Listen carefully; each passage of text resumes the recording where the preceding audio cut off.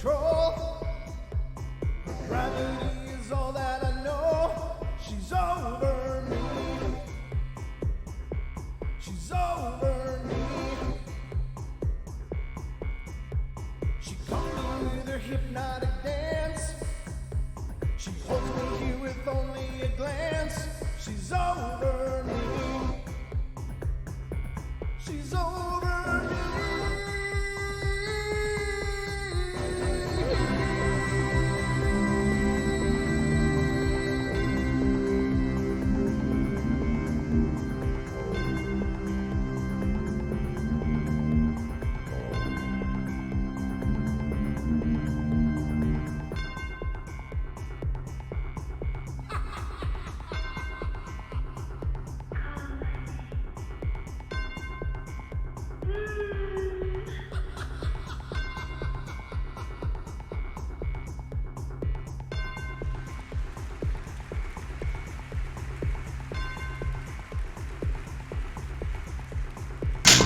Hello, ladies and gentlemen, and welcome to the Paranormal Portal.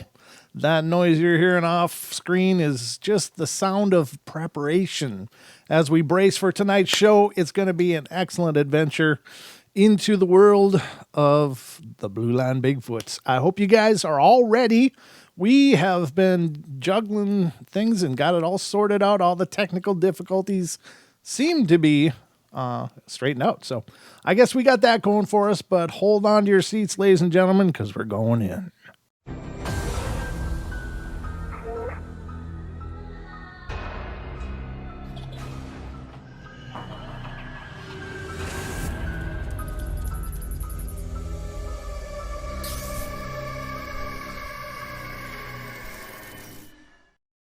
All right, ladies and gentlemen, this is the Paranormal Portal. I'm your host, Brent Thomas, and we are now live and underway here on the Paranormal Portal. And as I mentioned just a moment ago, our special guests tonight are the Blueline Bigfoot boys. Adam and Jake are here, as is our very own Mr. Longbeard. I'll bring them all on the screen. That is you. All right, there they are. This is the pyramid of expertise right here. Welcome to the show, guys. Thanks for having us. It's a pleasure to be here. It's a pleasure to have you guys here in the portal. You are now submerged within the portal, gentlemen. Thank you guys for coming on. It's been a long time. We, of course, have been crossing paths forever. And it took a lot for this night to happen, but I'm glad you guys made it.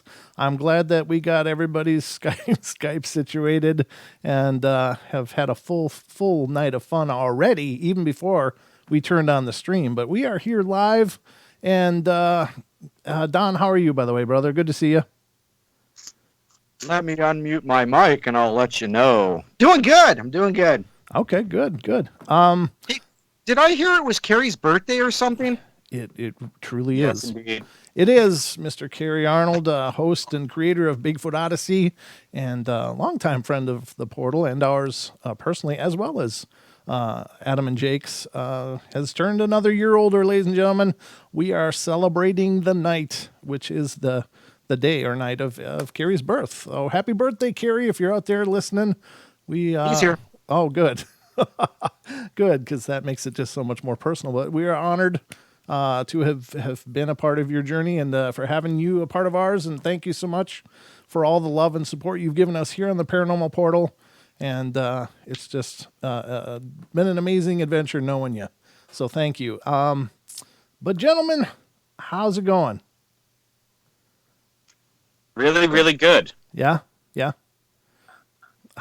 indeed. Things are chilly up here in the Northeast. Yeah. Looks like we have some snow predicted for possibly this Friday coming back at us again. I just started putting some of my plants for my vegetable garden outside, getting them acclimated to the weather, and now I have to bring them in every night. And maybe Friday I won't even be able to bring them out there because there'll be snow out in the yard again. But aside from that, things are doing pretty good. So when do you guys actually start spring over there in New York? Sometimes we've had full-on spring with 80-plus degree days in March. I remember I'm an exterior painter. I was working on an outside job, probably like 6 years ago, maybe 7 years ago, and it was like 85 degrees in March, and it was unbelievable. Wow. And then you got this year where it got up to like 65 one day, and that was a big deal. Jeez. Yeah. Well, I mean, after a lot of cold, that feels like a heat wave, I suppose, but it has here too. I mean, Don and I are in the north of Idaho, and it's pretty much the same. I mean, we've had a pretty good spring, though. I think, Don, I'm not a native of this area. Don, is this a good spring? It's been worse, but this one sucks because I was just thinking the same thing. Get out there and get the garden tilled up and get stuff ready to plant, and I'm looking out there and I'm like, it's just, and this is just this morning, it's just pouring rain. Anything we would have put into the ground would have just floated right up. Yeah. Yeah. And exactly. Yeah. Well, I guess we're all in the same boat then. But gentlemen, thank you for coming on the show tonight. And I think, given that some of our listeners may not be familiar with the Blueline Bigfoot, can you tell us how this thing started? How did Blueline Bigfoot begin?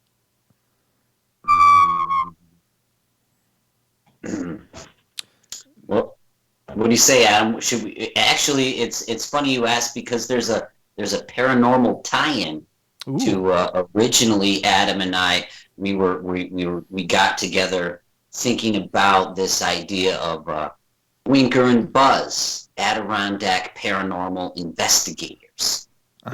Where we would shoot our own show that way, kind of, but we kind of backed into Bigfoot in a manner of speaking. Would you say, Adam? Yeah, I mean, very well said, Jake. Well put. It's actually bringing me back to the time where we were. I remember going out doing some kayaking with you, and we were doing some paranormal investigating from the boats, looking at some strange, stump figures and things like that. We're thinking about maybe doing some other things into some ghosts and this and that. And we didn't put Bigfoot out of the realm of what we were going to be doing. And during these times, I'd say, 6, 7, maybe 7 years ago, something like that, the Bigfoot thing came to the surface more than anything else. It was like almost right in our face all of a sudden. I had some encounters. No direct sightings, but I had some encounters, and so did Jake. We talked about these among some of the other paranormal and strange, occurrences that we've, lived with. And it just went from there. And next thing you know, we're just Jake's coming up with a little BLB, Blueline Bigfoot, within the confines of the Adirondack Park, a 6.2 million acre park in upstate New York, the Adirondacks. The border of which is called the Blue Line as a nickname. Oh, okay. And he said, "How about BLB?" And ever since then we've been doing the BLB thing and going for it. That's really cool. I didn't know that. That was going to be my next question, is why the name, but I guess you got there naturally. That's really cool. Now you guys had been friends long before that, or was it kind of the same thing? You just met each other and clicked and decided to do this group. What do you think, Jake? Well, we've been lifelong friends. We've known each other. Oh. We grew up kind of, 10, 15 miles apart. So I went to school with Adam's older brother, but we were always, you know what I mean? Sure. Yeah. You guys were always connected then. That's pretty cool. Now, so you're going to start out with the paranormal. Well, I think you're still dealing with the paranormal though, as we discussed when I was on your show. There's plenty of paranormal weirdness up there though too, huh? No shortage of it. Yeah. That's intense. That's really intense. So do you guys, when you're doing, let's say you're doing a Bigfoot expedition of sorts, do you guys go to where there's claims, or do you just guys go out and look, or what is your approach generally? Because I know you guys go out in the field. That's one of our favorite parts of the whole BLB thing altogether, is it gives me and Jake a reason to get together, to go be out in the woods where we love to be. We've been out camping and being outdoors enthusiasts our entire lives. We've spent tons and tons of time in the woods. And so when it comes time to go out and do a little squatching, Sometimes there'll be like a day squatch where we don't have a lot of time, but we want to just get out in the field and look. And we might be just driving down the road and be like, okay, let's pull off over here. There's no posted property. Let's go and do some exploration for a couple hours.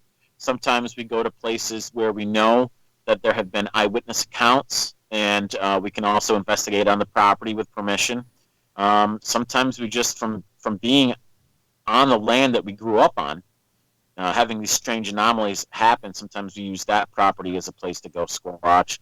It all depends on how much time we have and a lot of the other things involved with, we have jobs and we do a lot of other things besides just squatching. We just would like to be squatching as much as possible.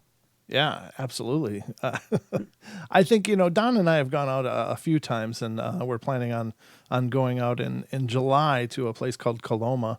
It's near Missoula, Montana, and it's a ghost town, so it's kind of double-fold because that same area is also allegedly a hotspot for Bigfoot's activity as well. So we're going to get our feet wet into both realms, but is the area up there most known for Bigfoot, or is it most known for hauntings, or is it just both? Neither. Neither? No. Okay. Not to our knowledge. I mean, there's places around where that there was an old haunted house up here, over there, or something like that, but I don't think that people generally who are involved with researching the paranormal or the Bigfoot generally come to like where we are. And that's kind of a good thing for us because we're like the best game in town, so to speak. Right. Although, we do see more and more. We see some, expedition vehicles. I've seen some come through with some big rigs, big racks on there, and they'll have something like some other acronym that I've never seen before, and it has a print of a Bigfoot on there, and we're like, they're going squatching. And, So there isn't really any down claims. south. Excuse me? So there isn't really a whole lot of claims. It's just you guys happen to know they're there from personal experiences, but it's not really well known probably in the Bigfoot community then, until now. I'm just kidding. Probably We're not. making it known. Yeah. Well, that's good, though. But at the same time, it's kind of nice to have like the best kept secret, where you can go into this place and not stomp all over everybody. What's 6? I would say there's about 6, a handful, maybe 6 claims around here. Okay. Eyewitnesses and things. It's not as well established as Adam was saying down south in Whitehall, where but there still are footprint evidence and sighting evidence, and but I would say more than that too is the unidentified light aspect of. There's no shortage of people coming to us with UFO. Contact stories as well as, so, it's, about 50-50, I would say. Wow. The reports we get. I'm starting to believe that mountainous areas that are, woodland mountainous areas, nature preserves or whatever, I'm pretty sure that a lot of them are hotspots for UFOs because I'd been looking at the sky my whole life, and then I finally saw one, and it wasn't until I was here. I came up here to visit on a business trip that I finally saw the flying saucer, and after that I've talked to people locally here, and there's a surprising amount of people who've experienced that kind of stuff up here. These UFO reports, it's not like they're well known though. You really got to go fishing for them, but once you get people talking, it's crazy the amount of information that comes out. So it makes me wonder, what is it about these wild places that really seem to be hotspots for it? And I guess maybe it's just the fact that there aren't a lot of people around, and maybe that's good for them and what they're trying to do. I don't know. But that seems to be a real trend. Maybe because there's not a lot of lights up here. Yeah. Their eyes would catch something up in the sky, maybe, Adam. Yeah. What are you going to say? Yeah, that, and, a lot of the, like Brent was saying, to find out, you have to go digging for the information. There's a lot of Bigfoot encounter stories that I'm sure there's a lot more than we know of, because we're right now researching in our neck of the woods, which is a small drop in the bucket compared to the 6.2 million acres in the Blue Line itself.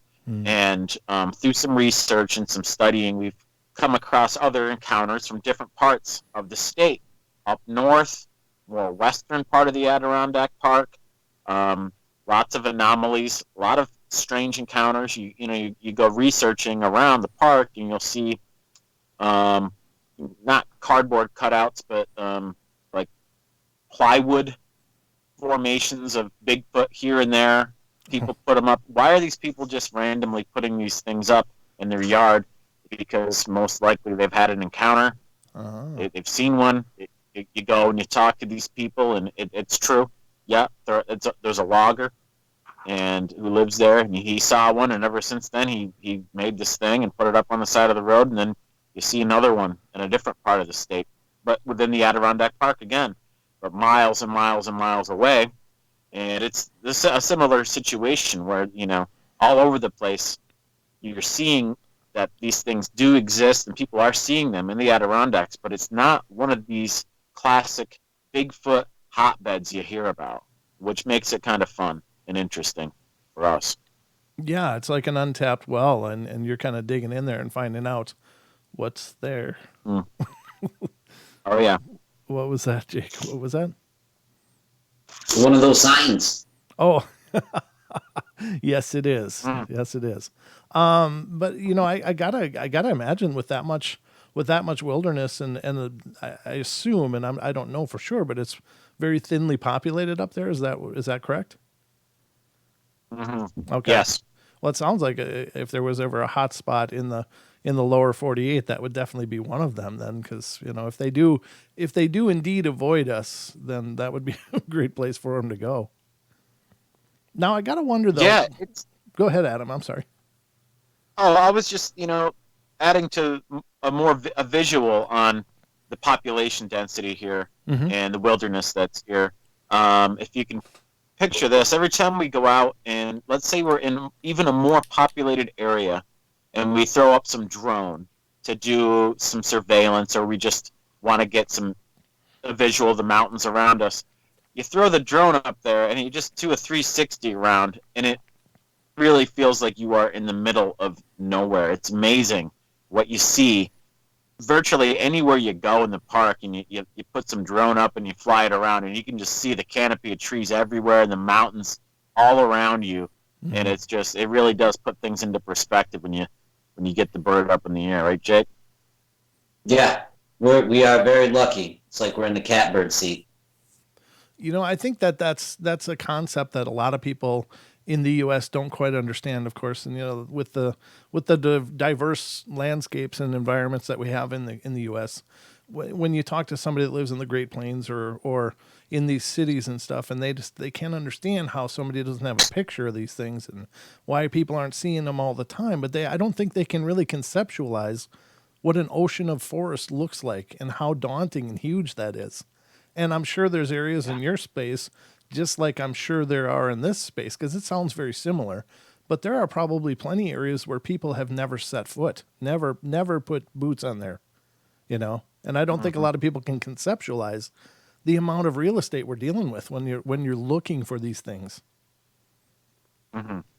That's my take on it. But and then again, no, it's a real point.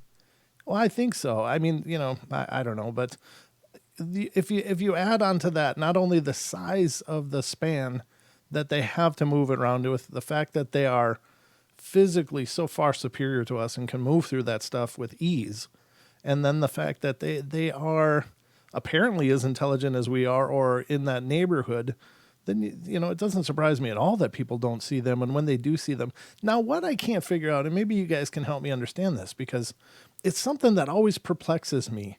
And I've heard different ideas about it, but so we assume these beings try to avoid us and go to great lengths to avoid us. But some of the sightings are just, they're just in your face like that. He's just loping along, crossing a busy road and just looking over the shoulder, standing around 10 feet tall, not in a hurry. And it's like, what the hell is that all about? What do you guys think is going on there?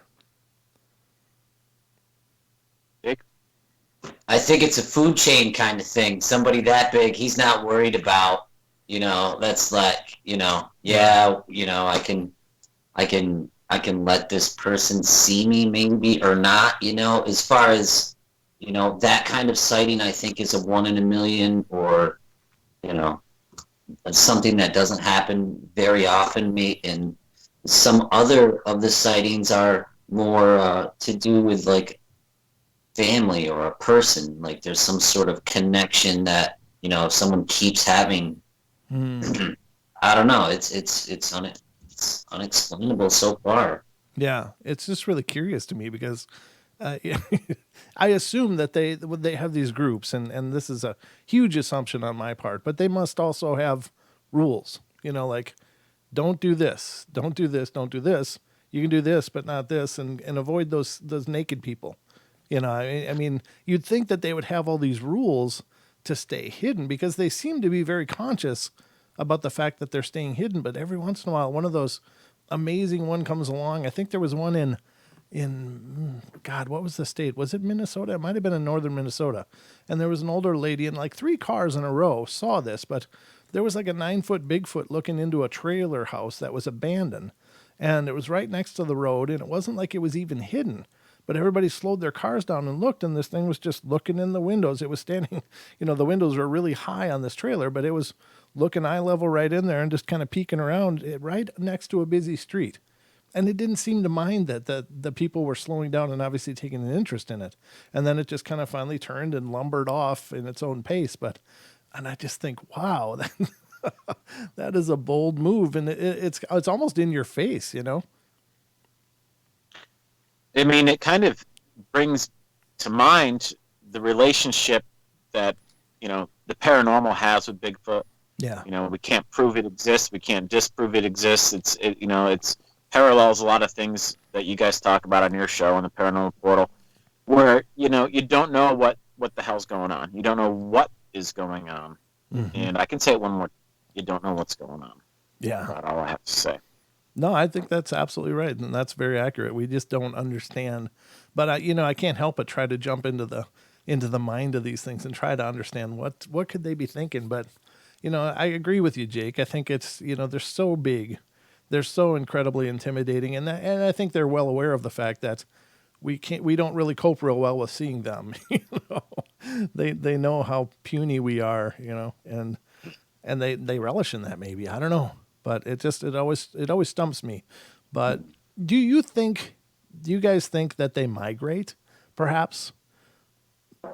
Yeah. You do. Okay. And yes. Why do you think that? I'm just curious. Or how did you come to that conclusion? The main reason was the different times that they'd be more active, where there'd be when the research that we do in the direct area. The eyewitness accounts, any kind of encounter, be it howls or you'd smell one or anything like that. Any kind of encounter would be more of them in the early spring and in the late fall. And this to me made some sense that possibly these things are migrating, and possibly different family groups are sharing similar migratory paths. Mm-hmm. And because of that, you're going to have more of them through these corridors at the migration time during that time of year. So they're sharing a path. That's just not saying like it's a little path through the woods, but sure. Yeah. It's a plot of land they're sharing for their migration, and you see more during these times, and it's just why are they more active during the early spring and the late fall? That's when we always know that we have to get out in the field because of the research that we've done and, like I said, the eyewitness accounts and stuff. So that's the basis of that, the whole reasoning behind it. Yeah, and I suppose I guess we assume they're in family groups, and it seems there's a lot of reports to substantiate that, or at least to lend that a lot of credibility. But as a family group, then I don't know, what is it? Bears, like a grizzly bear, needs so many miles of square miles just to sustain itself. And then if you have a family group, that calorie intake is just multiplied so much. And it does seem to me that that's the case. And I really think that they know when it's hunting season, because they seem to show up in areas at hunting season. And I find that really interesting. You'd think that would scare them away. And this is stuff I've read, but also a family member of mine. Well, he doesn't believe in any of this, of course, but I can't listen to it and think of anything else.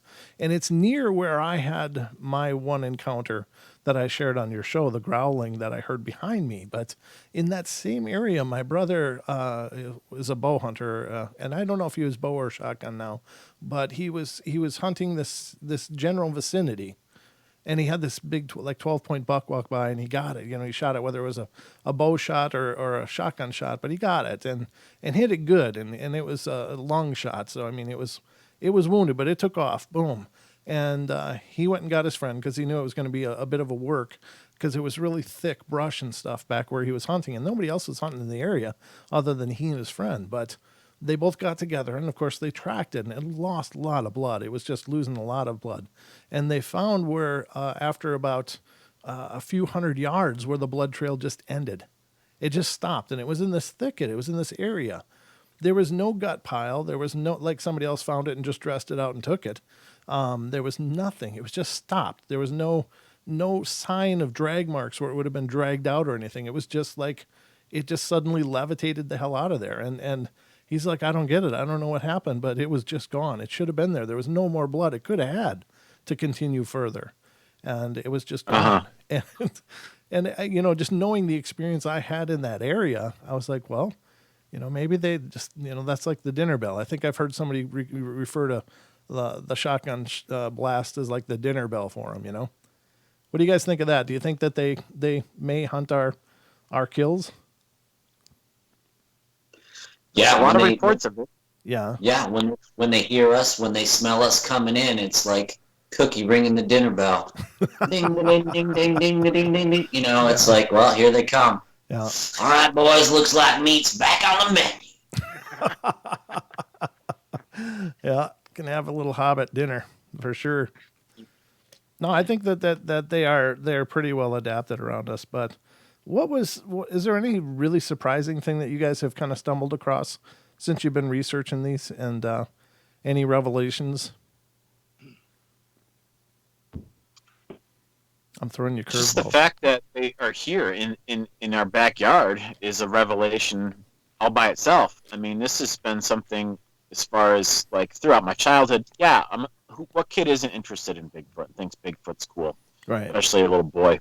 But doing some research and then having people find out that me and Jake are doing this thing, and are you guys serious or not, and blah blah blah, and then they come to me or Jake and give us this story about something they saw 20 years ago. Mm-hmm. And we've got a lot of these type of things happen to us, where people just want to tell us in private about their story. And you know that these people aren't just out there just trying to make it so me and Jake have something to talk about, because we really don't talk a lot about these encounter stories these other people tell us about. Mm-hmm. And the people that are telling us the stories are very credible as far as we know. And it's just really, it's fascinating. It's mind-blowing. It's fascinating. Just the big footprints that some people have showed us, some of the plaster casts, the footprints are enormous, and I don't know. It's just very, very intriguing, very mind-blowing. And if you think, you're out there in the woods and it's like, are these things really out there? And you're like, yeah, they are. And it's just, every time I think about it deeply like that, it just blows my mind. That is freaky. How about you, Jake? Yeah, I would say the most surprising are the people's stories, and the way you can tell a real story from a phony baloney story, and like what Adam was saying, people who bring their testimony, their eyewitness to us, and you can hear them reliving that from like a long time ago, like the case here. I think what you're referencing, Adam. You can hear the tremble in the voice. You can hear, stuff that you can't fake. So I would say it's pretty amazing. And mind blowing at the same time that you know, to hear the things they've seen. You know, for them to share it with us, it's pretty. It's nuts, really. It It's is. It great. is crazy. Yeah, it really is. What do you think, Don? I think it's interesting because I'm from the Pacific Northwest. I was born on the Olympic Peninsula. Spent my childhood there. Moved around the Seattle area and north up into Everett and all that area there of Washington. And we've heard Bigfoot stories all of our lives, but I never really got into it. I just never got into it. I was doing other things. And so when it's there. Um, I guess it's something I just got used to hearing all the time, and I just got bored with it. Dare I say something like that? Yes, I do.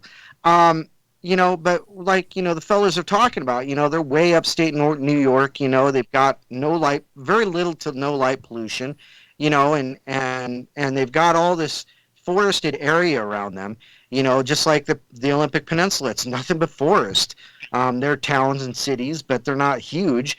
Um, like I said, you grow up hearing these things, and you pay attention or you don't. These guys did, I didn't. And it becomes a conundrum. It becomes that thing, that nebulous thing that you may not be able to ever touch, and you may not even be able to see or experience. But then you hear these stories from other people, and you're like, wow, that's those are incredible. Like when I was listening to Kerry tell his story, about being out turkey hunting and being out in that brush and thinking it was a turkey, or he thought originally it was somebody coming in to harass him about being on the property, quite possibly, but that's not what it was. And then you hear Wes's story, and then you hear Kevin Lang's, we hear Duke's stories, we hear personal testimonials from people who call in. It really sparks that interest again. And I think it's just incredible that people are coming together and sharing these experiences, whether, out of the closet, shall we say, or still anonymous. It's just kind of awesome. Yeah, I agree. I think I mirror that as well. It's like I think as a younger guy, I just had an open mind and maybe wishful thinking a lot. Like I really wanted the world to be magnificent and magical still, and I was really frustrated with the status quo of things and just the mundane. And so I really wanted this to be real stuff. But then I started having experiences, and it was real then. And it just blew me away and still blows me away that we just don't know what the hell's going on here, and we just don't have a grasp on how dynamic this all is. It's just trippy, but in a good way. I think it's wonderful personally, but I've had largely, other than the growling, every other paranormal experience I've had has been largely positive and not freaked out. Now, I think a lot of people have, like when the growling was happening, I was terrified. I was as scared as I've ever been in my entire life. I think it's about as scared as I could be, but I don't want to challenge the universe on that. But it was terrifying. It was horrible. I was going to die. I just knew it. And so it is what it is. But, I made it out of there. But after that, it was years. I carried that around for years with no answer. I didn't know. There was no answer. And it wasn't until, being an adult much later, like maybe 15 years ago, that I finally started looking into what is this stuff. And I realized that they're out there. And I think to me, it also changed how I felt about the forests and stuff around. And it actually gave me a real sense of caution, like knowing that these big things could be out there, and what do they want, and what if they want to hurt us and just don't normally, or, I guess I believe that they probably don't for the most part and don't. But then again, I think there are some isolated incidents where that's exactly what's happened. And that's terrifying. Because I don't think physically we have an answer for it, short of. And when I think of things like that, I always think of like missing 411. It's because, even if somebody was attacked or something like that, who's going to be around to tell? So That's what they're missing. They don't Yeah, I tell. kind of think about it the same way. Yeah. Yeah, it seems like there aren't, many nefarious accounts, Bigfoot coming up and, stealing people away, or there's not tons of them, but then again, like you look to the 411 and it's like, okay, the people are gone. Yeah. What took them? Why are they gone? Why is there no trace of them? So. And I think it's funny, Brent, that you bring up that, and you fellas too. You talk about all that space and the forested area, and you wonder why. Brent wonders why. This a lot of these things happen in forested areas, whether they be UFOs or Bigfoot encounters or Dogman encounters. Why does it always happen in the forested area? And when we're looking at David Pilates and we're talking about 411. 98% of his stuff is about forested areas and preserves and things like that, where people aren't normally. There aren't large amounts of people, so it makes perfect sense. We talk about how much unexplored space there is in the United States. And you guys have mentioned the Blue Line is, and I looked up Blueline Park. I'm like, oh my God, that's huge. So. That's a lot of area, and it would take a lot of people a lot of time to get through areas like that. And we look at how much space hasn't been, how much forest area hasn't been explored in the United States. And it really it's really not a question to me. It just kind of makes sense that this would be where this kind of stuff would happen. Mm-hmm. Exactly. I agree. There's a lot of real estate out there. And we tend to stay within our beaten path. We're not as adept as we like to think. I don't think, but I think it's definitely an eye opener, and I think that we have a lot left to learn. Now, do you guys? I don't want to put you on the spot because I don't want to, make you, I don't know, volunteer information that you may not want to go on record about. But you hear the stories of the oddities, the glowing eyes and the disappearing, the phasing or whatever, the stealth version of Bigfoot, and the claims that they are maybe from another world and stuff. And what do you do with stuff like that? Or do you have any hard ideas about it? We get an awful lot of if you put dots on a map, the UFO, the Bigfoot encounters, they're kind of like those 411, those other maps that you kind of overlay. We have a 411 case that's about 15 miles away from us, a 73-year-old hunter who'd been hunting this property for, all of his adult life, 35 plus years, doing the same hunt they do every year. He was a missing 411 case. So I think we don't have any answers, but we have an awful lot of UFO activity and Bigfoot sightings in the same spot. So yeah. I don't know how you would explain it. So there could be. I mean, that's a fair answer, and I like that. I think that there's the minute you start making judgment calls that I don't think anybody's probably qualified to make. That's when you put your foot in your mouth, or you just put yourself out there on in a place that you can't be sure. But I think you're right. I think it's all you can do is just look at the patterns. If you see a pattern, it's at least a question. And I think it's good to ask the questions. Like, some people don't want to even hear the questions. They're like, nope, I don't have time for that. That's not the way I think, and I don't want to even talk about it. But I don't think that that's constructive either, because you got to be able to have the dialogue just to share ideas and thoughts. But no, I respect that. I think you're absolutely right. So what about this year? Oh, I'm sorry. Go ahead, Adam. I'm sorry. Well, speaking along the same path, there is a plot of land not too far from us where we know is a hot spot. There's been definitely a direct eyewitness account there, right in the same area. This is all within less than 1 square mile. Lots and lots of Bigfoot activity in that area. Lots of different encounters of strange things happening when people are walking through the woods, hiking up to get a better view up in the wilderness, where there's a bald face rock that a lot of the locals go up to, and people being chased out of the woods by rocks being thrown at them. And then again, you know, the same time, campers seeing UFO, strange lights in the woods. Yeah. Myself, being one of them, I was as a young kid, I was camping at the base of an old logging trail, and we had this light just all of a sudden show up, and it wasn't moving. It was a stationary light, and it was just there up in what we thought was like maybe up on the hillside, and we thought it might have been some neighbor boys messing with us. And the light flashed on and flashed off, and then it came back on, and it was pretty bright. And we were just looking at it and being like, whoa, that's just weird. And then finally we went to sleep. We're like, oh, it's the Wallace brothers. They're just messing around with us. We had no other explanation. And then the next morning we woke up and saw where the light was coming from.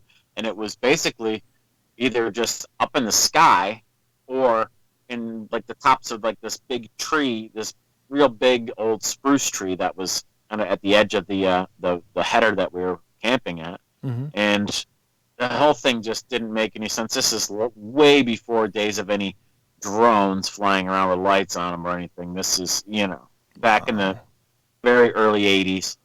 And then, you know, other encounter stories of UFOs flying right up to the top of the mountain and putting bright lights right on campers that were camping on top of the mountain. Bright lights. And then just, whoop, just zipping away. And all this stuff happening. And this is all just right in one small little area. And it just really always makes me wonder, like, why are these things together? Why is all this activity happening in the same spot? The Bigfoot stuff and the UFO stuff, the lights at night type of stuff, and the whole thing. They're all right there at the exact same spot. And you can't say that they're all in the Adirondacks. This stuff is all happening in a very close range. Wow. And it's just very, very strange. Very strange. So I think about that when you say, did these things cloak? Yeah, I don't know about any of that. The hair being translucent and morphing. Personally, I can only go by what I've heard, too. I don't know. But when you hear encounter stories of UFO activity and Bigfoot stuff, all from people that you know and you trust them to be telling you, you know, this is a small town. When these locals are telling you these things, I tend to believe what they're saying. Yeah. And it just makes me wonder, why? What's the connection? Electricity? That's how lights form, right? Electricity somehow. In Bigfoot, it doesn't seem like they should be in the same, you know, sentence, but they are a lot of times. So yeah, that's weird. It is very trippy. Weird. Very trippy. I agree. Ladies and gentlemen, I think we're going to take a quick break here for a couple minutes. So why don't you grab a libation, use the loo, and we will meet you back here in just a few minutes. So don't go away, everybody. We'll be right back.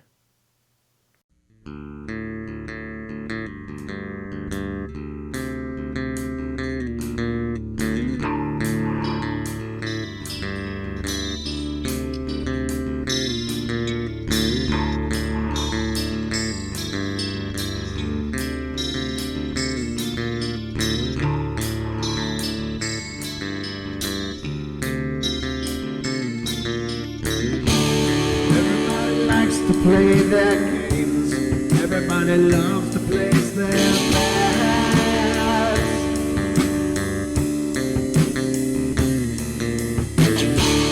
They don't understand the price I paid. They don't care to comprehend.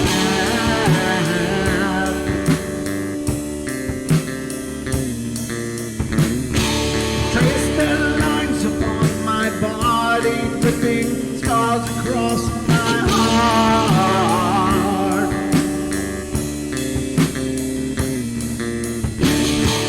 Raging anger boils inside me as their lies keep falling apart.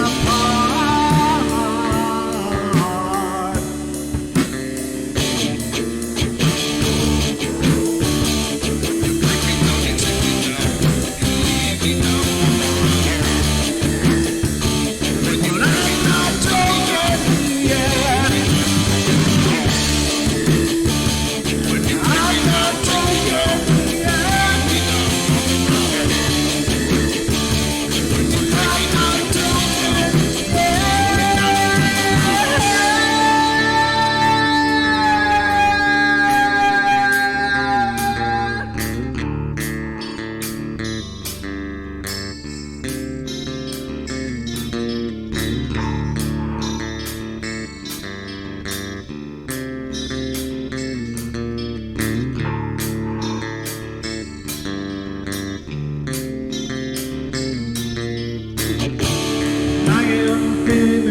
with my silence. I am not a stupid boy.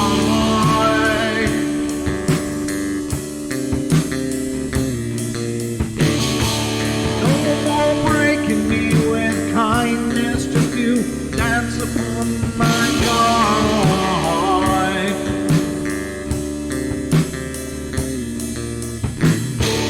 Leading me with empty promise, you're just another fucking gas.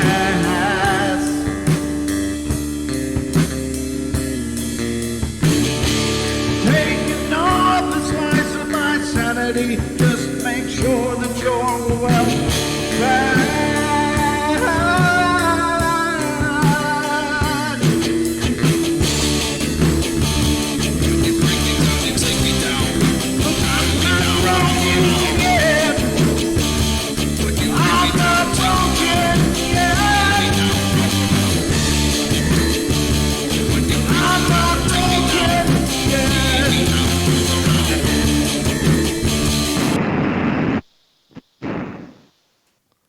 Oh my God. What in the happy hell was that? I wonder. Yeah, what was that? Did you wait, are we live? We're not live, right? Did you guys hear that? Yeah, we're live. We're live right now. We're on YouTube. I'm just waiting until Adam gets back, of course. But yeah, that was roaring. It was like a jet engine. Yeah, I thought that was some kind of interference on my end, which would be my luck. So I was in full-on squirrel panic mode over here. No, I don't know where it comes from. It happens every once in a while. It could be me. But I live in a town, so I mean, it could be Don's connection. We're not sure. It happens every once in a while, though. But we are back for the most part. We're just waiting on Adam yet. But Jake, how's things in your world, brother? No, it's going great. I'm feeling very fortunate to be kind of crowdsourcing the Squatch with all of our Bigfoot Odyssey and Paranormal Portal and Blueline Bigfoot family. You know, you pick up little tidbits from each, from all the different people in the chat or different guests. As far as it's great to be learning and It is. And I love that. Yeah, I agree. You can share, you're sharing notes, sharing ideas, that kind of stuff. Sorry, Adam. We had to come back a little early because we had like a rocket. Oh, that's okay. Yeah. There was like a jet or rocket noise in the, the feed. So I don't know what was going on, but we just cut the break a little short and we're back at it here. Sorry, ladies and gentlemen. I just needed to use the loo. Drinking a lot of water today. So purging. I needed to cleanse. So I've powdered my nose and I'm ready for hour number 2. How you guys doing? You good? Real good. Good. We are thrilled you're here. This is really cool. It's been an amazing discussion so far, which is really cool. I enjoy having this opportunity to get to know you guys a little better. Of course, like I said, we've talked many, many times, but it's always been within the confines of some show or another. So it's really cool to have an opportunity to throw all these things at you and just hear what you guys think, because I've known Blueline Bigfoot for quite a while now, but it's just really great to hear your thoughts on these ideas, because these are the things that bounce through my head all the time, Yeah. Well, it's a pleasure to be here. Feel the same. It's good to be here with you guys and talk about this type of stuff. Absolutely. It's cool. And I love this community that we have, because we do have this really tight community between several shows, and we've, of course, been there for each other in a lot of ways, always supporting each other and stuff. So it's really fun to have that. Normally, shows tend to be really competitive with each other, but I'm glad that that's not the spirit of what we have going on here. We just got this really great family, extended family, as I think, Jake, you said it last time, the extended family. Yeah. Non-nuclear. Non-nuclear. We're just brothers from another mother's. Absolutely. But let's see, where should we go next, gentlemen? I do want to ask you guys, do you guys schedule out things that you're going to do for the year? Like, do you have an idea of what 2020 holds for Blueline Bigfoot outside of the weird crap that's going on that's changed everybody's plans? Sure. We typically like to we've had ideas for different squatching adventures we want to do, different people we want to interview, and put together maybe another season, what we call season 3.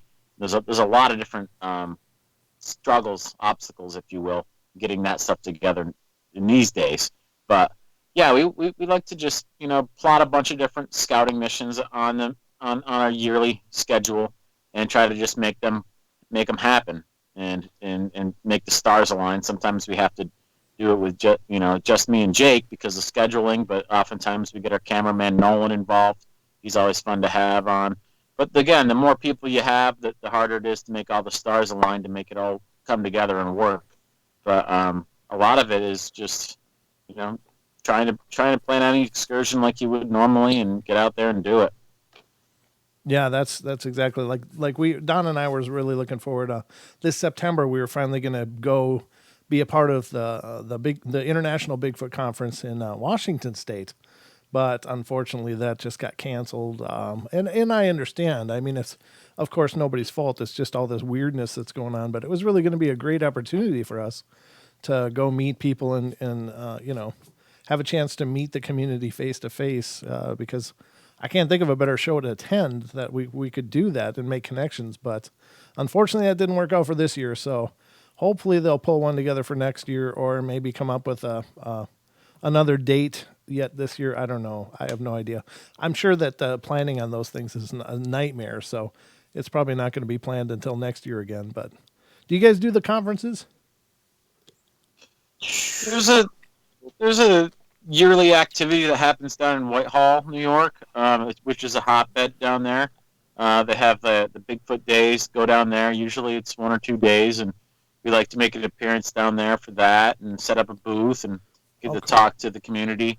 People come far and wide to be a part of it. Last one we were at, ESPN actually showed up. They had some people there doing some coverage of it, and Seth Breedlove was at one of them.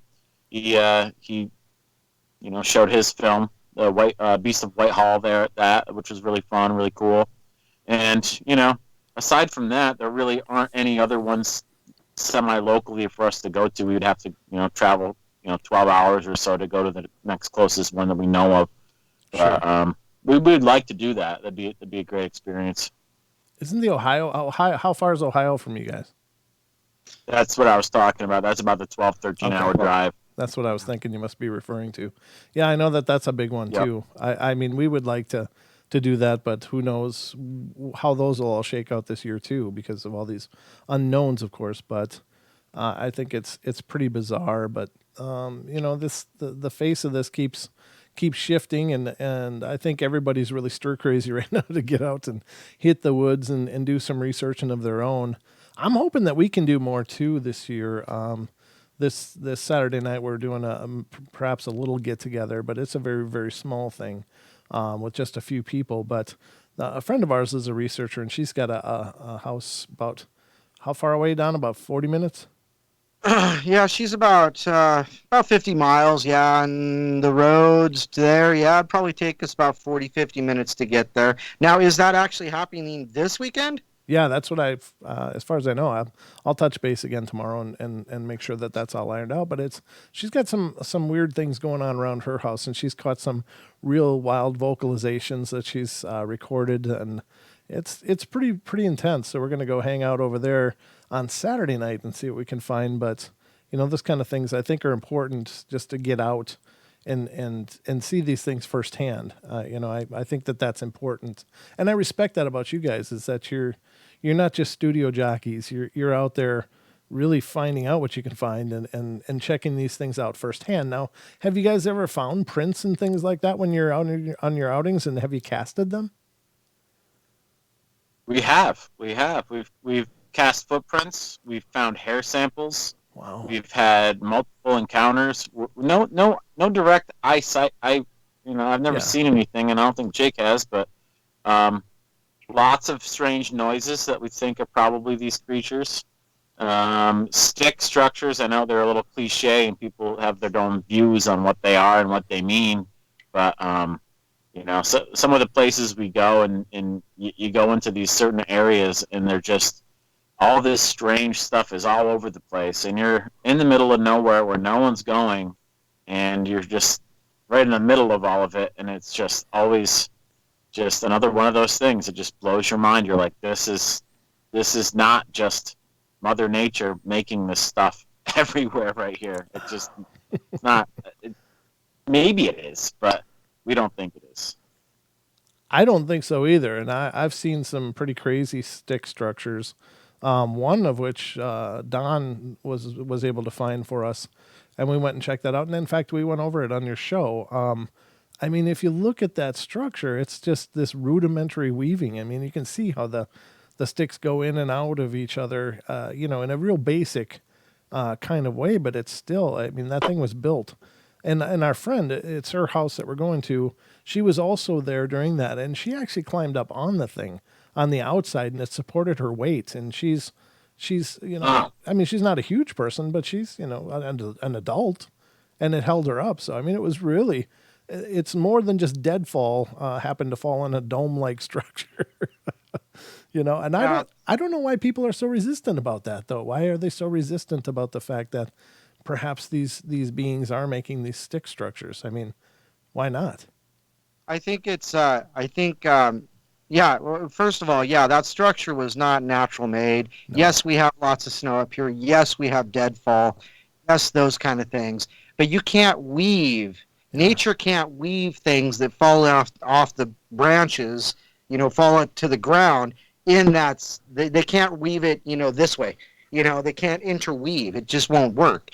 And the size of those arches, the supporting arches, were just incredible. Some of them were, the biggest one was probably about 5 inches around, 5 inches across, pretty darn big, and they were bent, not broke. And as for, I think, people's resistance to it, I think it's because they don't want their paradigm upset with the idea that there's something that, barring bears, that are bigger than us in this world, and badder and meaner, that can possibly, protect themselves at all costs. We hear stories of, people having taken shots at Bigfoot because they didn't know what it was. And there was one story about a hunter who shot a Bigfoot, and it just kind of got up and walked away. I don't think people want to look at it and go, those are true. They want to live in their safe paradigm, kind of like me, but I mean, I'm sticking my neck out there, I'm willing to go out and stick my neck out there and everything. But I think that's what it is. I think they're just too comfortable in their everyday life, and they're stuck in the cities. Most of the people live on the coasts, whether it be the left coast or the wrong coast. It doesn't matter. No offense, fellas. Anyhow, but they're not aware. They have the neon distractions in this concrete jungle, and I don't think they want to be bothered with anything outside their paradigm. Yeah, I think part of the pushback I was talking about was from researchers, though. There's a lot of them that aren't acknowledging it. But I think you're absolutely right. As far as those other people that don't believe in this, I think that, of course, they're going to push back against anything. But sure, people love their paradigms. But what do you guys think? I think that from the researcher's point of view, it isn't hard enough evidence to really put much more behind it. It's, to them, it might be like, well, it still could be anything. So it could be a person coming and doing this. And there's all sorts of reasons why they're probably like, it's just not hard enough evidence for me to get behind. And I think that has a lot to do with it as far as the researchers go. Sure, that makes perfect sense, actually. And I'm sure you're right. And I don't disagree with that. But at the same time, it's at least it's anomalous. It's very anomalous. And that's the part that really, really grabs me, because if you can't readily look at something and go, well, that's not snow load, that's not wind, so what else is there? I mean, yeah, there's a potential for people in many cases, but some of those things are so huge. Like, I mean, we're talking full tree-sized logs that are popped up there. And it's like, well, that didn't happen naturally. So, I don't know. Do you guys... Another thing... Go ahead. Yeah. Another thing, too, is, you know, oftentimes you see, people are only seeing things on YouTube. They're seeing pictures of these structures. They're seeing videos of these structures. And to see them firsthand is much different than to see pictures of this stuff. Because when me and Jake watch back footage of things that we've seen in the field, it's not at all nearly as impressive as being there and looking at it right there and seeing it in front of your face and being like, wow, look at what we're looking at. I mean, you go back and you look at the footage and you're like, yeah, okay, it looks kind of cool still. But it doesn't have that gravity of seeing it in the flesh at all. God, that's a great point, and I never thought about this. But just take, for instance, you're watching on television, and somebody's standing on the edge of a building, and they look down and you see the street below. Well, when you're sitting on your couch, that's no big deal. But if you're standing up there with that and looking at that, and you experience the vertigo and all that would go with it, it's suddenly a whole different experience, even though you're both seeing the same thing, in a nutshell. So that's a great point. That's a really great point. So video is generally pretty underwhelming. Definitely.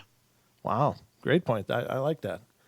I hadn't considered that, but you're right. I mean, it's easy to dismiss things when it's on a little box in front of you and not appreciate the scale, not appreciate the amount of force and I don't know, all the intent that was necessary to create that. But you're right. That's a great point. Well taken.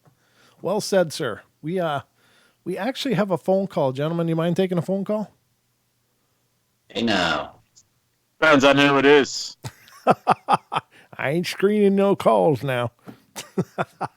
Let's put it through. Hit it. All right, let's hear it. Okay. Area code 228, you're on the air. Hello? Hello. Hi, how are you? Hey there. Well, hello, Brent. Hello, Don. Great show tonight. And, a big shout out to Blueline Bigfoot.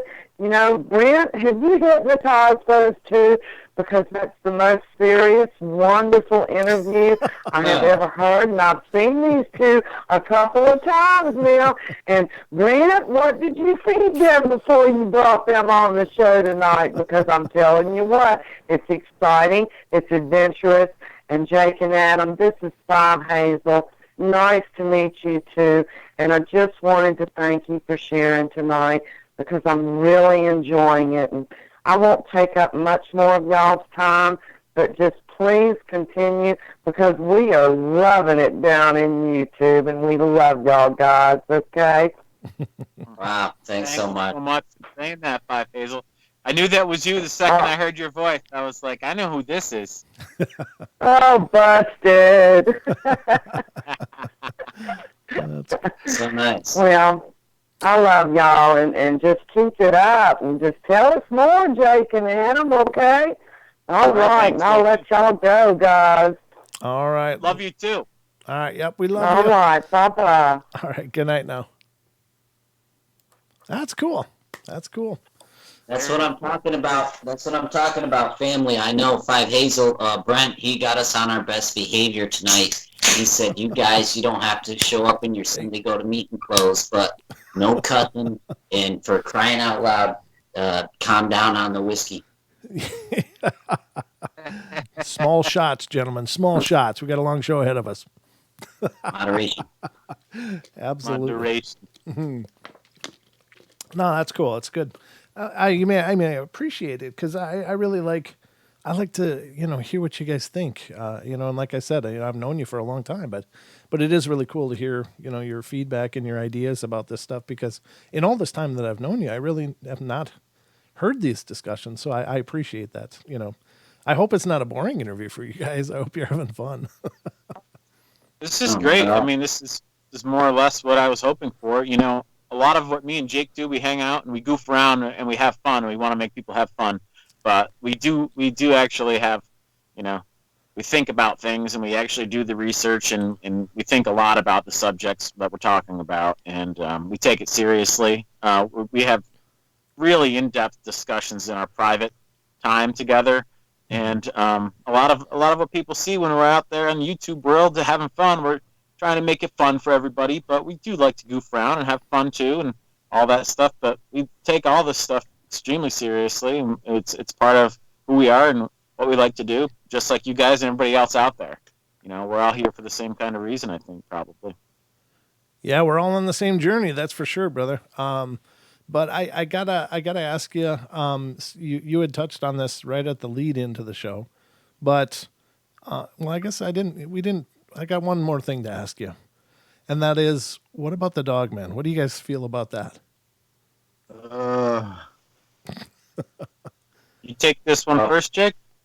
Well, yeah, we can start out with, never had a Dogman experience, but I've never heard a Dogman encounter that didn't give me the willies or make my hair stand up or make me go, nope, no thanks. I don't know why.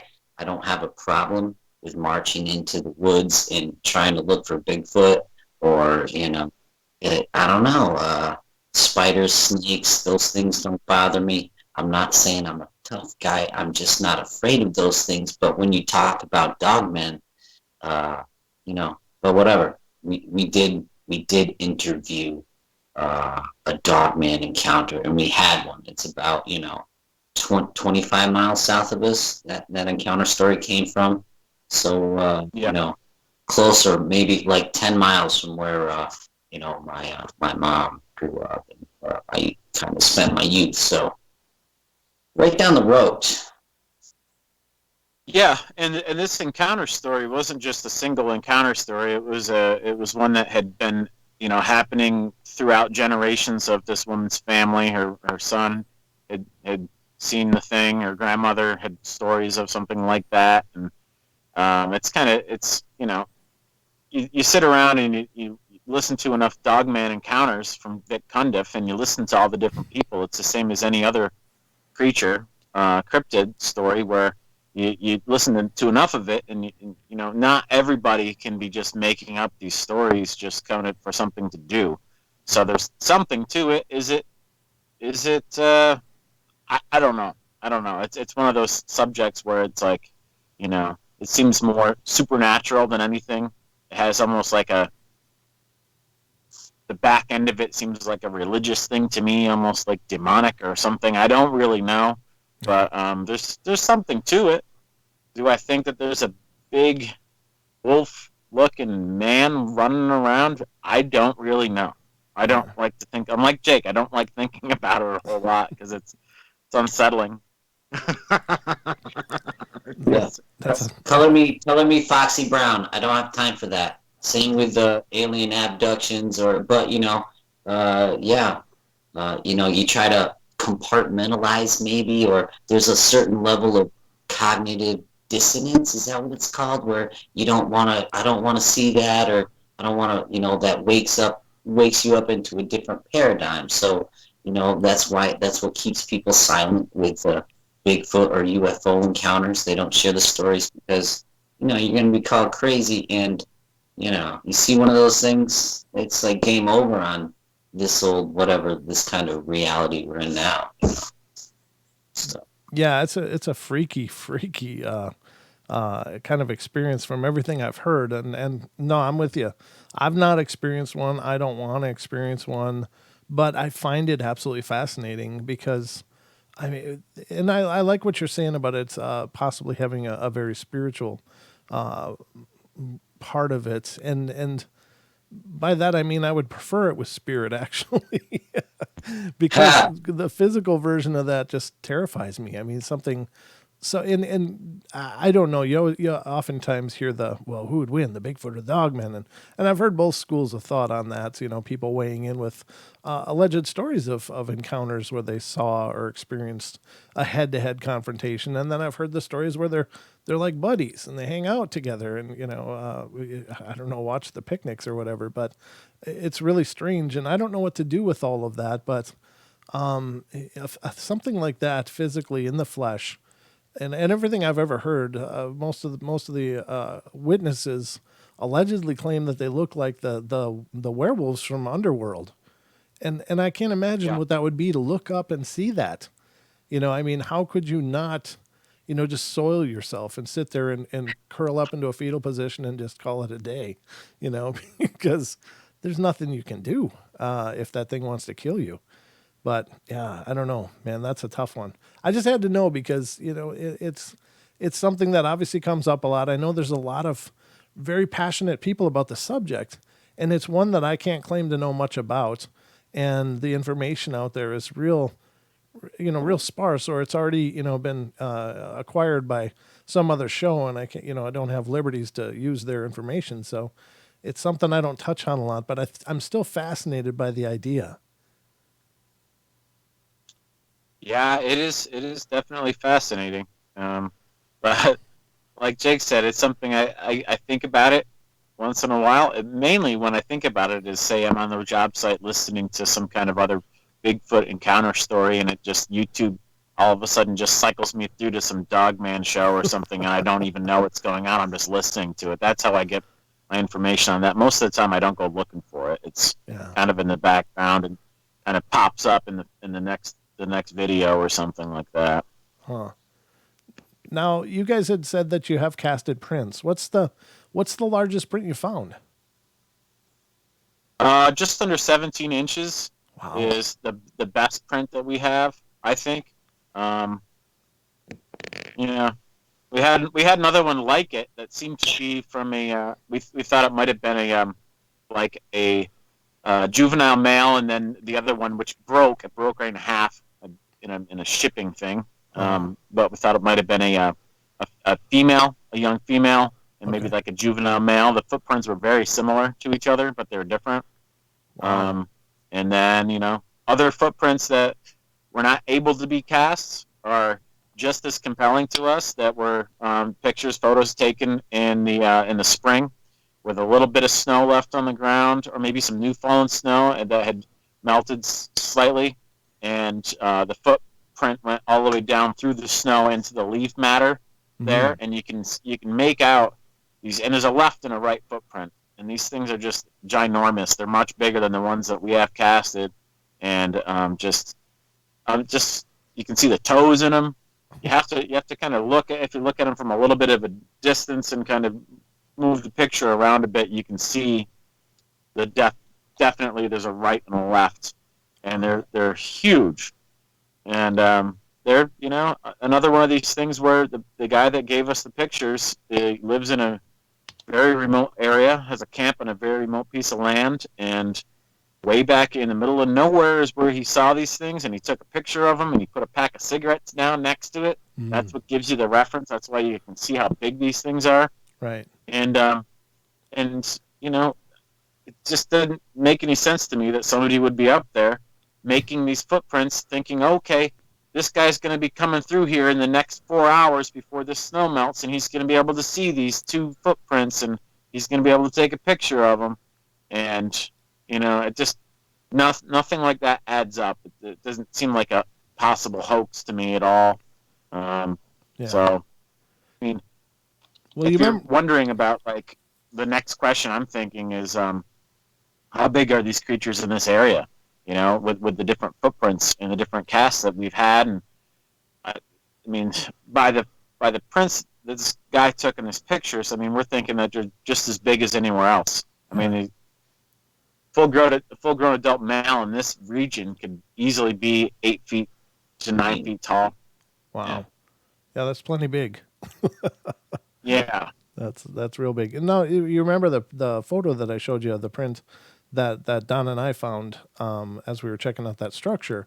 That unfortunately, we didn't have casting material with us anyway, but that one wouldn't have been able to be cast because it was on an incline. Yeah, so but it was really pretty profound, and I don't know, Don, if you were going to estimate a size of that, how big do you think that would have been? Honestly, I don't think it would have been more than 12 inches, really. But then again, it may not have been a full print because it was going uphill. Now, when we go up a hill, we usually go up a hill kind of on the balls of our feet. Exactly, so our heel's not really hitting the ground. If they walk something like we do, which I can't imagine they wouldn't, then I don't think maybe if they were walking up a hill that we would have gotten the full length of the foot. because I don't think I personally saw a heel print. I saw the toes, the front pad of the foot, maybe some of the ridge, you know, connecting it to the heel, but I don't recall ever seeing really a heel print, because we can't stand like that. So I think that's I would say around 12 inches, maybe a little less, but right around 12 inches. Yeah, I was going to say closer to 15, but you're right. I can't say that I saw a heel anywhere in there. It just like narrowed until it just looked like it just kind of disappeared. So that's a good point. And with that mid-tarsal ridge, that could very well account for that. But very, very wild. Yeah, I mean that it's tough to cast those things anyway. From what I understand now, I can't say I've ever actually casted a print, but if that would have been possible, that would have been a great one. In fact, I think that's the only one I've ever seen in person. I've never seen another print in person before, but it was incredibly big, really big. But now you guys have also still dealt with plenty other paranormal stuff, not only the Bigfoot and Dogman, and Let's talk about recent paranormal. Let's talk about some orb sightings. let's do that. Please take it away, sir. Okay, now, I think the last few times we've been on, whether it was a different show, other people have, not something that we noticed, but people in the comments saying, hey, check out orbs at such and such time frame. And then the next time, it kind of happened again. And then, there's been a volleyball back and forth effect with some paranormal activities around here, right, Adam?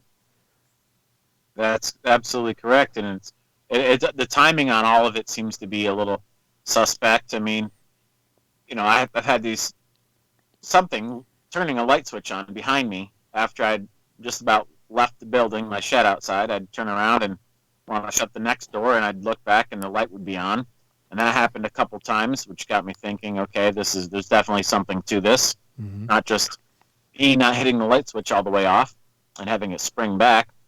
And then when I was, there was an orb that showed up with you on there, Brent. Yeah. And again, when you were on our show, there was another one on there, multiple orbs on that show. Yeah. And then on the 100th episode of the Bigfoot Oddities 100th Researchers Report, there was an orb. I never actually saw it, but I guess people were saying it was flying around Daniela or behind her.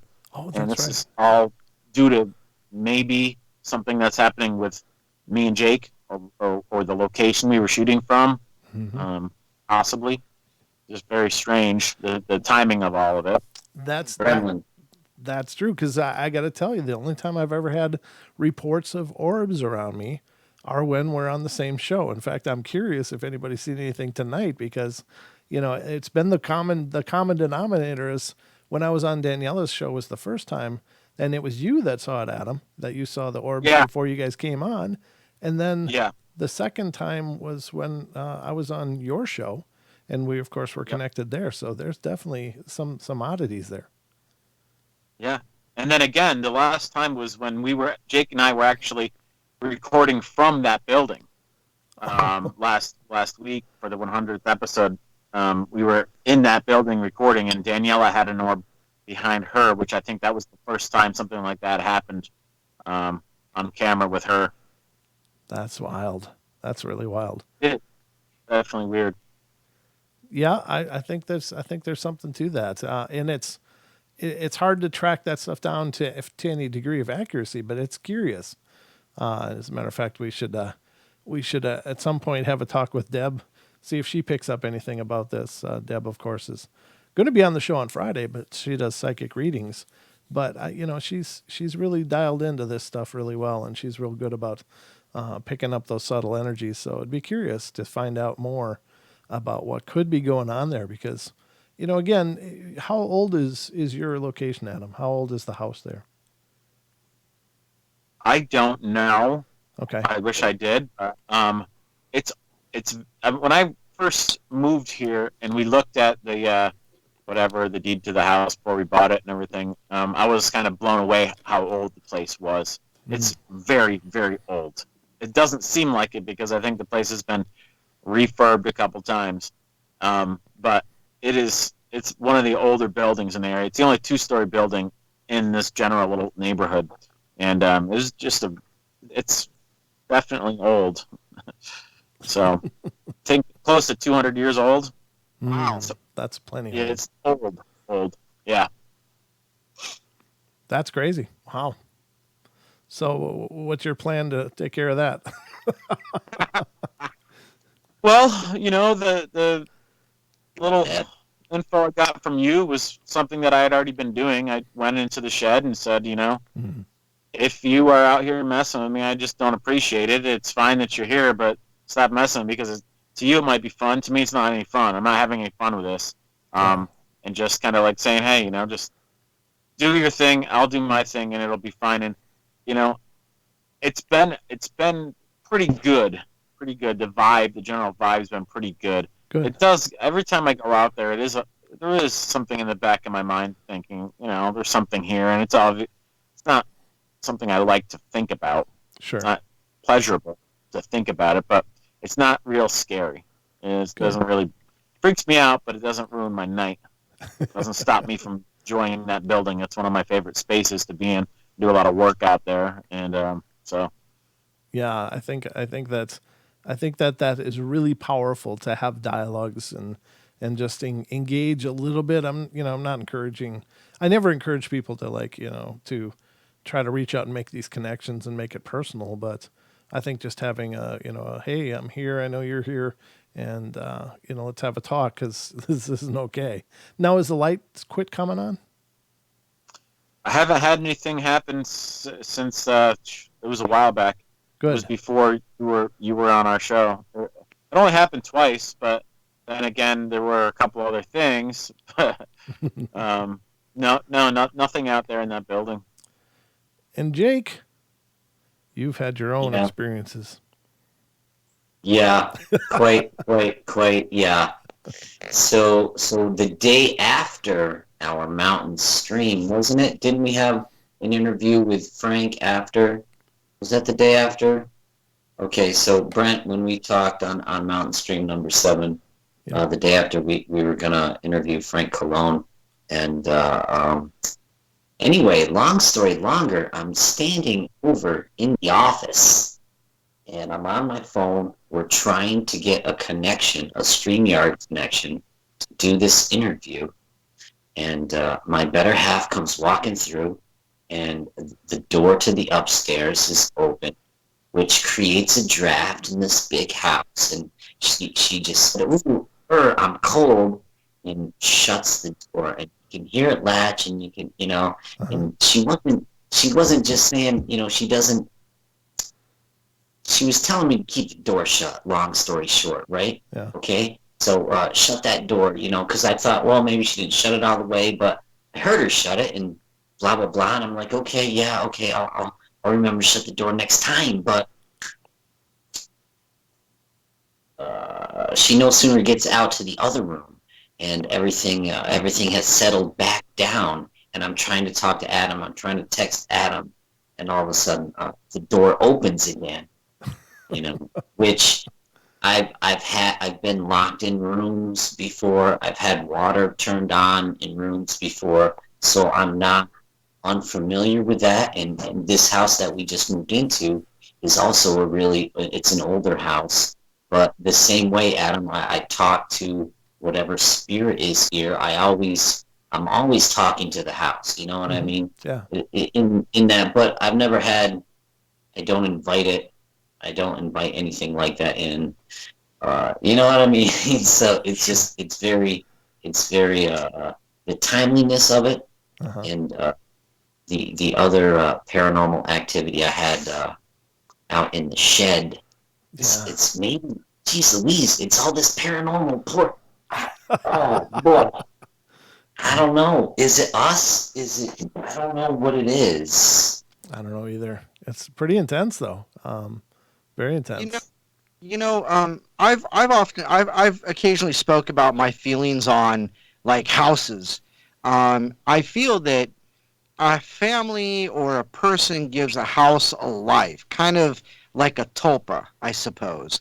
And it's the energy that you put into your house to make it yours, and how you upkeep the house, and you give it part of your spirit, your soul, in the sense that this is my house. This is, this is an extension of me, because people come to my house and they experience who I am through what I have in my house and how I have my house. And I think sometimes when people leave houses after they've been in them for a long time, or they've built them, or like I said, that they've been there for a long time, I think they leave their impression on that house. And occasionally, if that house sits dormant or, without care for a while, the house kind of dies. It just loses its warmth. It loses its, it just loses its own soul. And I think after something like that happens, you move in and you start putting your energy into it. It starts to reawaken, and it has an adjustment period, to where, well, we used to be like this. Now I sat for so long, and now we're like this. This makes no sense to me. Does that make sense to you guys? And so therefore, it's got some kind of residual energy from the previous occupants, or possibly because we gave it a soul of its own, in a sense, that it has a hard time adjusting to new people, or being relived in, or lived in again, I should say. Does that make sense to you guys? I mean, I think that's what happens with old houses. Sure. It does to me. How about you guys? It does. One thing that is strange with what's going on with our house is we've been here for, it would have been over 2.5 years before we had the first strange thing. It wouldn't be the first strange thing. There's something else that happened just shortly after we moved in here, right down here in the basement where I am right now. But that was the first kind of like physical, I don't want, poltergeist type of whatever, physical, making a light switch move and stuff like that. That was the first thing, and it took about 2.5 years after us living here, and I'd never really thought anything was here, and then all of a sudden it's just there, and that part of it was definitely strange. It definitely made me think, like, why now? Is all I kept thinking, like, why now? That I've been fine here this entire time, and then all of a sudden, out of nowhere, you're gonna turn this light switch on right in front of me, or twice in 1 week, and it's just, why? Yeah. I don't know. Well, we got a caller here, so let's see what they know. Just 1 second here. It is area code 423. You're on the air. Hello, how are you guys? Good. How are you? Great. Pretty good. This is Treva. Ah, Treva. Hi, Eva. Welcome to the show. Hey. Thank you. Hey there. I wanted to ask you a few questions about about Bigfoot. Uh-huh. For one, why do you guys think that occasionally we only find just one footprint? Take it away, boys. Well, I go farther about that at all. why I found one footprint is because it went from a gravel field to about a 5-foot patch of sand, and then a body of water. And of course, kind of like when you want to, when you think of a song or something, a good something, you never have a pencil around, right? So when I saw this footprint, I didn't have a camera around, but it was just in that one sweet spot, traveling from rocks or gravel in this rock pit over in the next town over anyway, but from the rock pit to some sand, and then right into a body of water. So I couldn't really see the next print where it would have come from. It could only leave one print in one location. Like around here, the terrain isn't really that, it's not that forgiving for a footprint, unless you catch it, right, Adam? I mean, depending on where you are, whether or not you're next to a body of water or next to a mud or a soft, Well, that makes sense to me. I mean, he going into the water or something like that, but, where they found it just a single footprint in the middle of snow with, nothing else around it. But Yeah. that really trips me up a lot. That's aliens. Possibly. What do you guys think about the shimmer or the camouflaging? I I would mean, love to a have lot some. of that can be explained with just simple, physics with the different hair samples they found with the chromatic aberrations, and Okay. having the hair kind of give a representation of what's kind of behind it and around it through the bending of light. That could be what's going on. But I Yeah. don't throw out any idea that these things aren't that have some kind of other kind of power that we just don't know about, or know how it works.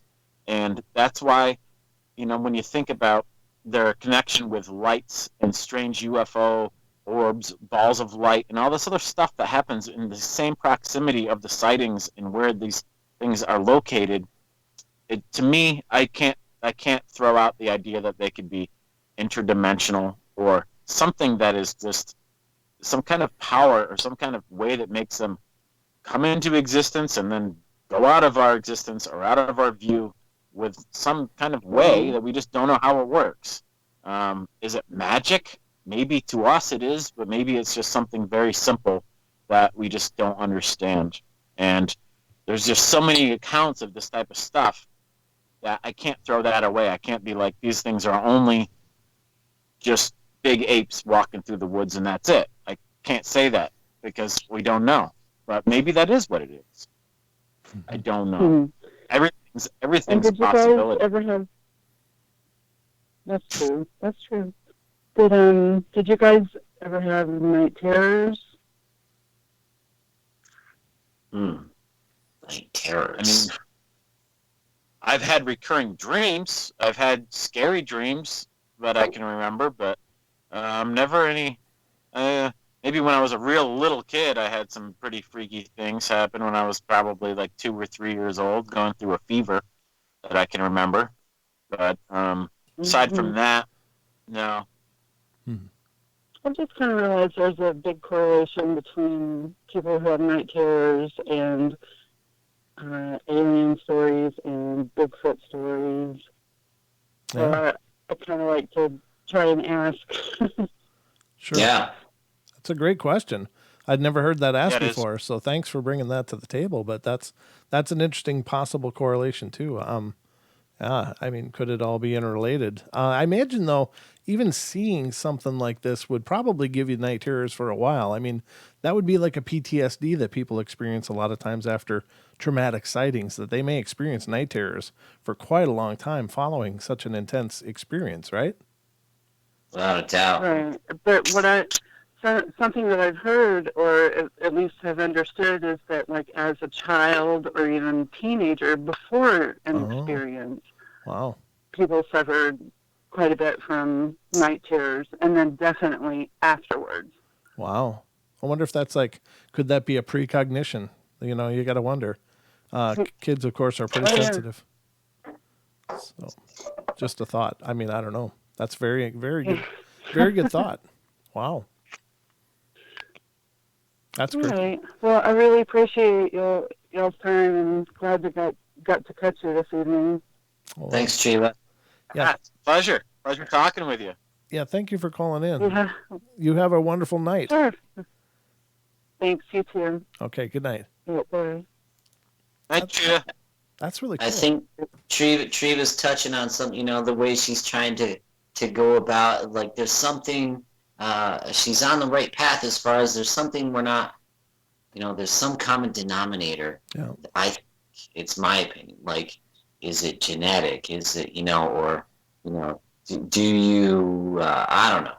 No, Insert theory here, but what is it that makes it, why is it showing itself to some people and not to others, or, that's interesting. or from people, I really appreciate what you're saying too, because of course there's the Rh negative factor is real common in abductees, and so is that also a potential correlation to people that experience other kind of phenomena? Wow. maybe it's color blindness, Adam. Are you colorblind? No. I'm colorblind as a bat. Maybe only colorblind people see Bigfoot and aliens. Oh, that's why you got that pink hat on. Is it pink now? No, I'm just kidding. It's funny you say that because, when I was in high school, I used to have a lot of shoes and I was colorblind. And I asked my mother, who often would pick out my clothing because I couldn't do so well anyway. Sure. I say, Mom, what shoes do I wear with those gray pants? She's like, wear your pink shoes. And I'm like, pink shoes? I don't have any pink shoes. Turns out I bought these pink penny loafers in 1991 at Tom McCann's.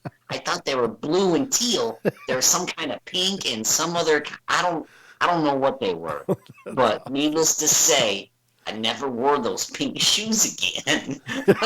And my family loved to bring this story up at Christmas every year. Oh, tell them about the pink shoes. Well, pink looks blue to me. And, red looks green, and, all those colors are just whatever, So it's a gamble with my attire. Like, I don't know. No, that's funny. That's a great story. That's hilarious. Oh my God. Oh no, your hat's red. It's vibrant red. It's revolting. It's a revolting hat, but sorry. Don, you're muted. Are you talking? Hey, Johnny. Go ahead. I just don't want to be laughing out loud over everybody else. But when he was saying that about his shoes, I was thinking about that stupid picture. And some people see it's green, and some people see that shoe is pink. It's like, sorry, bud. No, the struggle's real. Apparently so. Well, it's a great story. I'm glad it happened because I got to enjoy it as well, even all these years later. And I have to celebrate your self-awareness that you're capable of sharing that story. Most people would have left that in the broom closet. Oh, that's the way Adam and I roll. We're on our sleeve type of folks, just like you guys. We're not. Yeah. We're all here. Yeah, I had to learn that because everything I'm doing when I screw up, it's always publicly anyway, so I can't really deny it. Might as well just give in and tell the truth, right? Yeah, well, I can't hide it. It's live, so when I screw up, it's usually very public. So, but yeah, guys, this is a great journey. We've got about roughly 9 minutes left. So, anything you want to touch base with the last 10 minutes? Let's see here. I do have some notes. Mm-hmm. Let's see here. I got poison ivy last week from the roots of the plant. I smelled what I think was a Bigfoot. Ooh. And this is when I first started doing research before the BLB was created.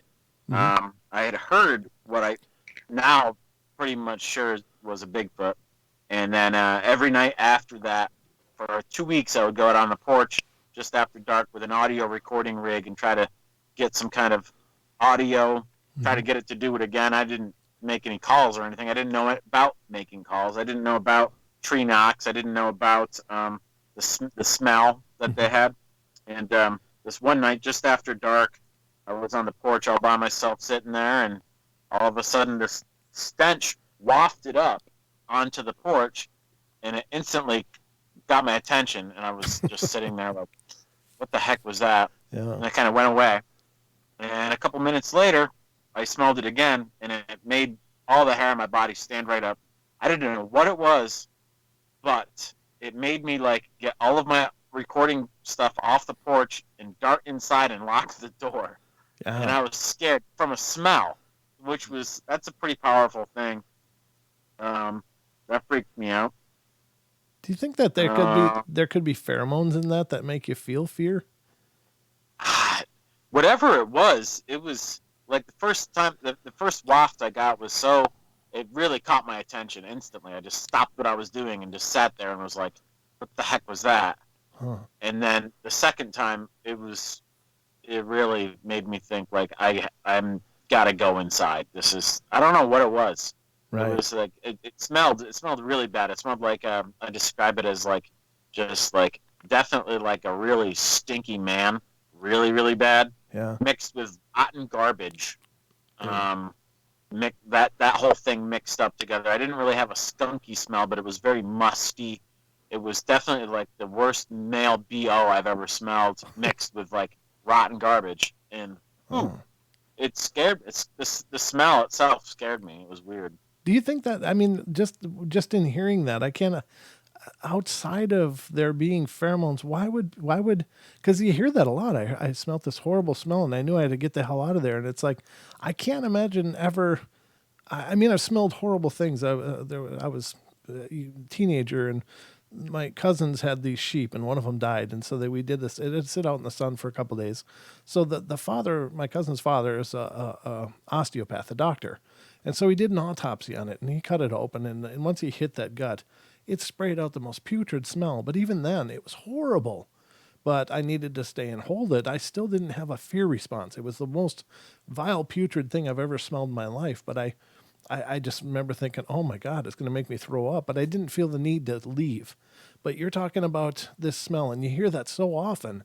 People smell that smell, and they know they got to get the hell out. I mean, so could it be a pheromone kind of thing? It just hit me right now when you brought that up. Like, why a fear response from a putrid smell? But it seems to be universal. Yeah, I mean, just I don't really have an explanation for it other than Sure. maybe it's some kind of primal thing. Right. Like it's in our DNA to like we are hardwired to fear this particular odor or a set of odors like this. Just I don't know. I mean, it was a first-hand experience I had before I had even heard about anything like it in the Bigfoot world, and I experienced it myself, and I'd never forget it. I'd never forget what it smelled like, and never forget the way it made me feel. It was just very bizarre. That is really cool. I mean, cool in the sense that it's such a bizarre but surreal experience, and to have it before you became aware of it. So I mean, that's even more to me. That's even more credible. Not that people would ever make that up. I can't imagine anybody making up I smelled this horrible smell, but and then to have the other activity and feel the fear and to know you had to leave. So yeah, I'm convinced. I mean, just in what you're saying, I'm convinced that that's exactly what you experienced. Wow. Yeah, it was crazy. Jeez. Okay, I'm sorry I didn't mean to interrupt your list, but that's just something I had to talk about. Mean, there's a lot on the list. I mean, there's a ton of stuff on here. I mean, UFO experiences. Me and Jake have a classic one. Oh, where love to hear it. We were both living in the up north of us, in Lake Placid, working up at a pizzeria, and usually like clockwork, once a week, me and Jake, after our night shift, we would get out of there anywhere between 2:00 in the morning and 5:00 in the morning. We'd be done. Wow. And with doing the pizza and the cleanup and everything, and then we would head home after our last shift, where we had the next day off to do laundry, or see our family, or whatever, tend to the garden, whatever we were doing. And on this particular night, we were driving about 15 minutes, maybe not even outside of town, on a mountain path, kind of windy roads on their way down through the mountains. And I'm in the passenger seat, Jake's driving, and Jake's like, Adam, do you is someone following us? And I just, like, for whatever reason, I just looked in the side view mirror and I didn't see anything there, and I said no. And then a couple minutes later, Jake again says to me, he said, Adam, are you sure nothing's following us? And I said, yeah, nothing's following us. He goes, would you mind just looking behind? It was a hatchback, little Hyundai. It's like, would you mind just, like, taking your seatbelt off and craning around and seeing if there's something behind us? And so I said, yeah, whatever. I'll do that. And I just did. And as soon as I did, I looked behind us, and following us are these two orange circles, about a little bigger than a basketball. They looked perfectly round, orange, glowing orange circles. They weren't bright, but they were bright enough to show their light down on the road. And you could see that they were kind of hovering over above the road, maybe about a foot or so. Oh, and they were seemed like they were fixed together, and they were perfectly following our vehicle down through the mountain pass as we went down the road. They were making flawless turns following us. Like, as soon as I saw them, I was fixed on them the entire time. I never looked away. And so Jake's not making Jake's driving, not saying a word. I'm looking at these things, not saying a word. Jake's probably looking in his rear view mirror, watching these things. And we've been around this one turn. I watched them follow us for maybe about a mile, I'd say, several turns. And then we went around this one corner, and instead of following us around the corner, they just sunk into the ground. They went straight. Instead of going around the corner, they sunk into the ground, and just all these sparks went just flying off of them like fireworks, just like a big sparkler, just like sparks off of them. And I was like, okay. And I turn around, and I sit back in my seat, and I put my seatbelt back on, and we drive for another 40 minutes before either one of us says a word to each other. And then I think I was the first person to say anything, and I said, Jake. He's like, yeah. And I was like, there was something behind us. And he was like, yeah. And that's all we said. And then he like dropped me off at my house, and then like the next day or something we talked about it, and we didn't say much about it, and it took a couple little, okay, let's talk a little bit more about it here and there over the next several weeks until we decided that we both saw the exact same thing. And that was really, really weird. It was scary, but it was also awesome that we both were there together and we both saw the exact same thing, and we know that we weren't seeing something. Right. Wow, that's intense. Or more importantly, Adam, that we weren't on something. This was 1998, but then again, we just got through a 12-hour shift. Like we're beating feet to get home. We got a 90-mile drive, so wow. That's unreal. I mean, very, very cool experience. As long as you're okay, it's very cool.